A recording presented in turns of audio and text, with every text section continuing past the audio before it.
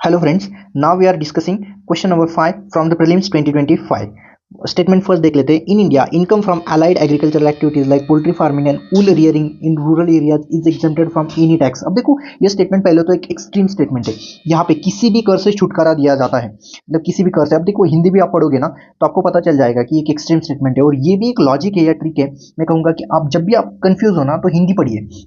आप हिंदी पढ़ोगे तो आपका most of the doubts clear हो जाते हैं. दूसरा स्टेटमेंट देखते हैं. In India rural agricultural land is not considered a capital asset under the provisions of the income tax act 1961. अब देखो ये क्वेश्चन है ना, काइंड ऑफ मैं कहूंगा कि डिफिकल्ट टाइप का क्वेश्चन है और डिफिकल्ट टाइप के क्वेश्चंस में ट्रिक्स ज्यादा अप्लाई होते हैं. अब देखो यहाँ पे कौन सा ट्रिक अप्लाई होता है. जो भी दो स्टेटमेंट होते हैं वो अगर सिमिलर वर्ड से शुरुआत हो रही है, यहाँ पे देखो इन इंडिया, तो उन दोनों में से एक सही होता है एक गलत होता है. यहाँ पे पहला स्टेटमेंट गलत है, दूसरा स्टेटमेंट सही है. अब देखो आपको ये तो पता चल गया कि दोनों में से एक सही होगा एक गलत होगा. तो पहला स्टेटमेंट यहाँ पे एनी की वजह से एक्सट्रीम है, तो आप पहले को इनकरेक्ट मान सकते हो, दूसरे को करेक्ट मान सकते हो. उस हिसाब से आपका आंसर बन जाएगा डी.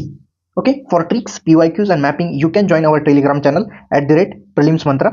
और अगर आपको इस कोर्स का फुल वीडियो चाहिए तो डिस्क्रिप्शन बॉक्स चेक कर लीजिए.